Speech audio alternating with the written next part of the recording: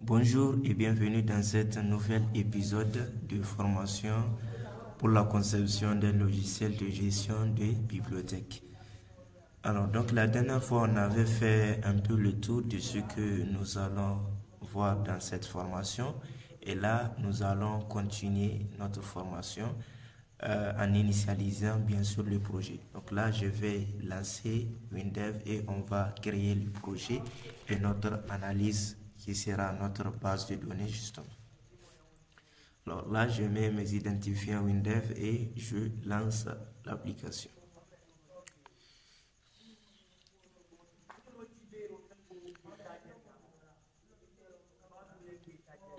Alors, donc là, pour les nouveaux, donc, ou bien disons pour les débutants, donc ici, on a les projets épinglés. Donc là, c'est des projets sur lesquels je travaille couramment. Donc, j'ai dû les épingler ici pour que je les ici en vue plus facilement.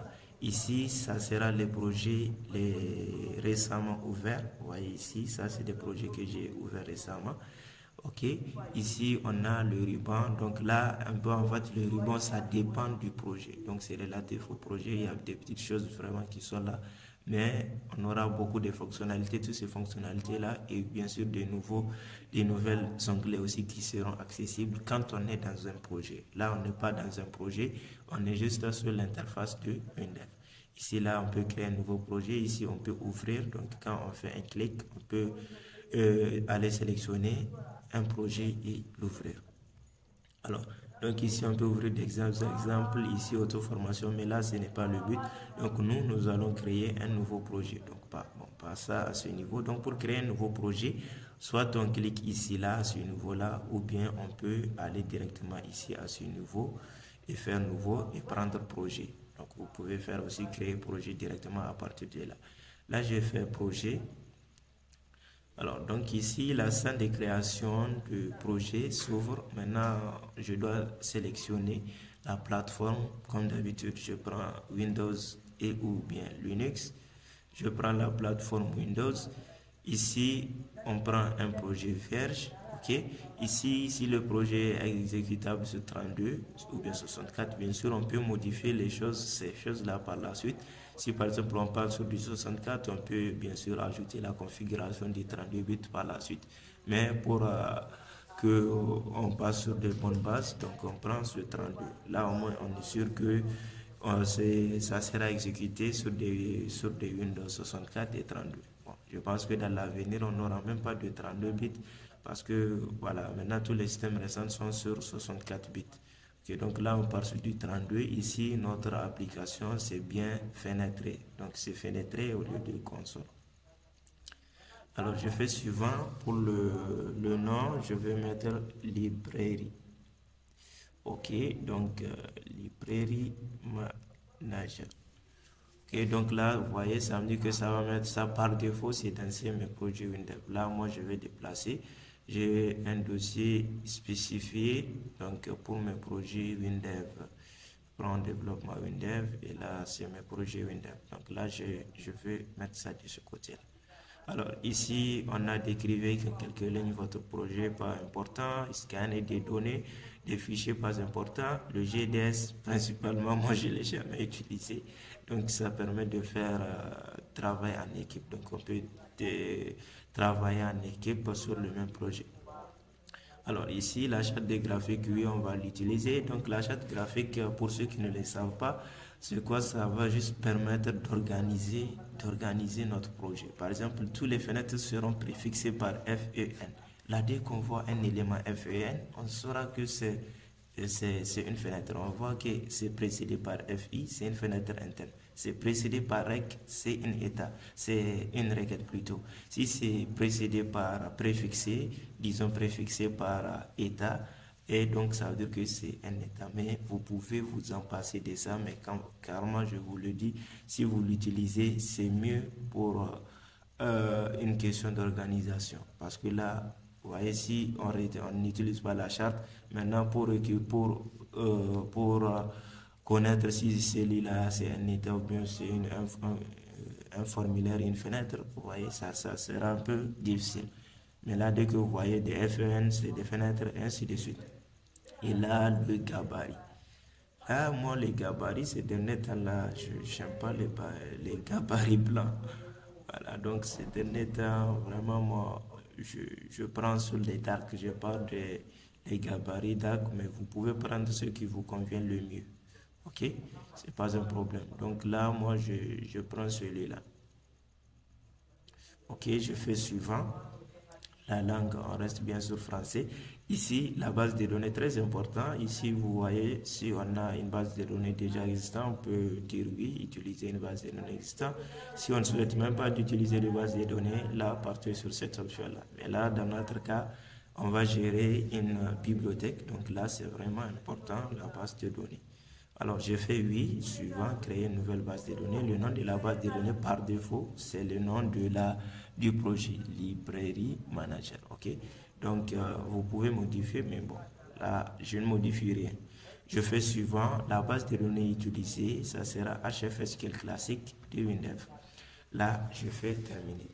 Donc là, quand on crée un projet, on doit commencer par l'analyse en premier lieu. Donc c'est même justement pour cela que Windev nous propose, juste après la création d'un projet, de créer déjà des fichiers de données.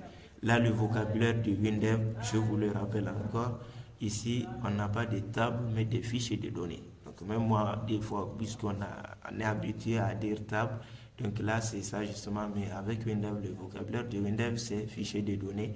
Et la relation entre des tables, ça sera une liaison. Donc là, parce que ici, en Windows, si on parle de table, ce sont des champs. Donc les champs tableaux là pour afficher les éléments. Mais là, déjà, dans le concept des bases de données, on a l'habitude d'entendre toujours table. Donc ici, on fait attention. Ici, on peut utiliser le vocabulaire là, fichier de données, pour ne pas confondre avec les tableaux sur les formulaires que nous allons afficher. Donc là, je vais dire, bon, je vais annuler ça. Donc, je ne vais pas créer.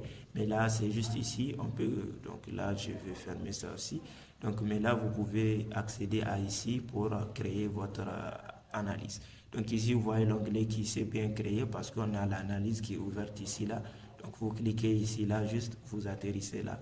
Donc ici, vous voyez ici l'analyse. Donc là, c'est tous les outils là qui vont nous permettre de concevoir notre analyse et d'éditer les petites choses. OK? Donc là, je fais nouveau. OK, là, nouveau fichier, un nouveau fichier. OK, donc là, maintenant, ce que nous allons créer, déjà, c'est la gestion des librairies. Donc là, c'est qu'est-ce que nous avons? On aura la gestion des livres, la gestion des auteurs, la gestion des éditeurs, la gestion des emprunts, la gestion des retours. Donc là, vous voyez, c'est vraiment important. Donc là, la stratégie pour commencer, donc des préférences, il faut commencer avec les fichiers de données qui n'auront pas de clés étrangères.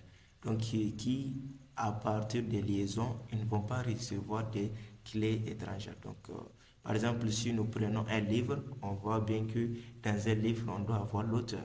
Donc, alors que, donc peut-être ici, on ne peut pas, on peut commencer avec le fichier de données livre. Mais vraiment, c'est pas judicieux parce que là, on aura l'auteur qui doit migrer vers le livre et aussi l'éditeur et tout ça. Vous voyez ça? Alors, donc ici, je vais commencer par auteur. Donc, je fais auteur. Je pense que c'est ça. Un auteur. Bon, ici, là, moi, généralement, je ne touche même pas. Vous pouvez mettre ici. Vous pouvez jouer ici avec le professeur de français pour mettre ce qui vous convient. Ici, identifiant automatique. Là, c'est très important. Il faut laisser identifier automatique. Pourquoi? Parce que dans les bases de données, il faut toujours un élément qui va permettre d'identifier un enregistrement de façon unique dans la base de données.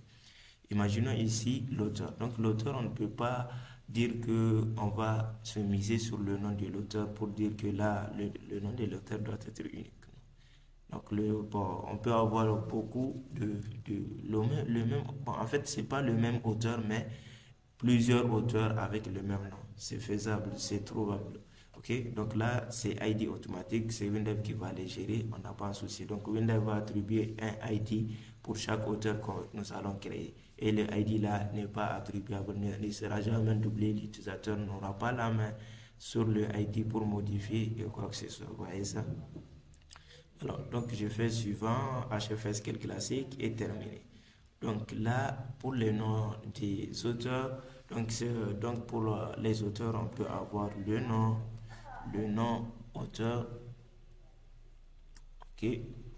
Bon, ou bien on laisse comme ça. Donc on fait ça, ok. Donc on laisse auteur. Donc là, ça sera vraiment je vais mettre ça sur 100 caractères, je ne sais pas pourquoi, mais je l'ai fait. Donc ici, auteur, ça sera juste le nom de l'auteur, donc tout le nom ensemble de l'auteur. Ici, après le nom, on peut vouloir mettre, par exemple nationalité, c'est important aussi, nationalité, ou bien on met pays, bon, vous devez voir, nationalité, bon, pas des accents. Donc, on met nationalité, on peut mettre date de naissance, ok. Ok, donc c'est très important pour les auteurs des livres là, c'est vraiment très important d'avoir des informations sur l'auteur. Lieu, ok, lieu, ok, qu'est-ce que je fais là? Lieu, naissance, ok. Donc alors là, on a lieu naissance, ça sera juste une chaîne de caractères, ok. Après lieu de naissance, on peut avoir biographie, je ne sais pas, donc biographie, ok. Donc là, on met biographie. Alors, donc ici, je laisse du chaîne de texte, mais là, je vais mettre beaucoup de caractères. Je mets 500 par exemple, parce que là, c'est un peu un texte descriptif de l'auteur que nous allons mettre avec son parcours, tout ça. Donc, juste biographie de l'auteur. Donc là, ici, vous voyez déjà l'ID, c'est créé automatiquement, ID auteur. Ici, on a le nom auteur, on va le mettre sur clé avec doublon. Là, pourquoi clé avec doublon, c'est très important, ok. Donc, parce que là, on ne peut pas déjà définir le nom de l'auteur comme clé unique. Donc là, on le met sur clé avec doublon. L'avantage de le mettre sur clé avec doublon, c'est que ça va permettre d'optimiser les recherches qui vont interagir avec le nom de l'auteur. Si par exemple on souhaiterait, par exemple, ça sera justement le cas, rechercher par auteur, donc par auteur. Donc là, ça sera plus rapide, c'est plus optimisé. Bien sûr, si on est sur local, en local, on ne va pas le constater vraiment, mais en réalité, les champs qui sont sur clé, que ce soit doublon ou bien unique, sont plus optimisés en termes de recherche que les autres champs, que les autres rubriques. Donc d'ailleurs ici, le vocabulaire, c'est rubrique. Ok, donc j'ai l'habitude de dire champ. Ok, donc ça sera toujours plus optimisé qu'avec les rubriques qui ne sont pas définies comme clés. Donc là, je crois qu'on est bon avec. Donc là, vous voyez, on a notre fichier de données qui est bien créé.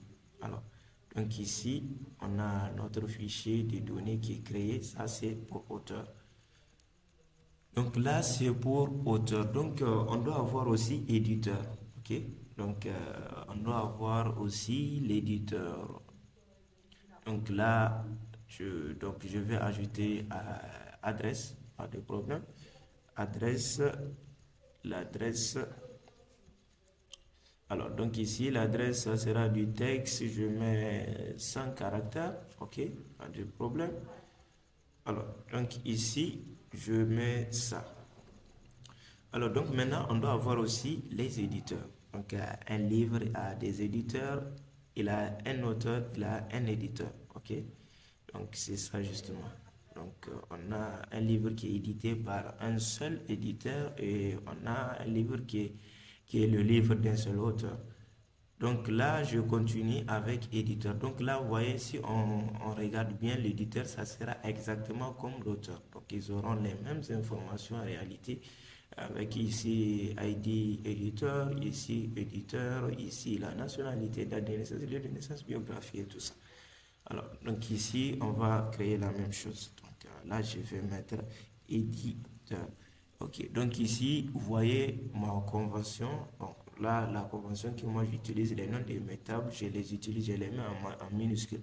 Si j'ai deux mots, je mets le tiré de bas ou bien le underscore pour séparer les deux mots. Donc, vous pouvez bien sûr faire ce que vous voulez, mais le but c'est que vous ayez une convention à suivre pour que vous y trouvez dans vos systèmes futurs que vous allez créer. Ou bien, par exemple, là, c'est des conventions standards que si vous les utilisez, si d'autres personnes prennent votre projet, ils peuvent aussi se retrouver et travailler avec. Là, c'est un éditeur. OK, je fais suivant, suivant. Alors, donc ici, l'éditeur, donc au lieu juste de dire ici non éditeur, voilà, donc là, je vais juste mettre éditeur. Donc là, ça sera justement le nom de l'éditeur. OK, là, je mets 100. OK, donc bien que ici, les éditeurs, je pense que ce sont des entreprises, hein, ou bien qu'est-ce qu'on peut les appeler là.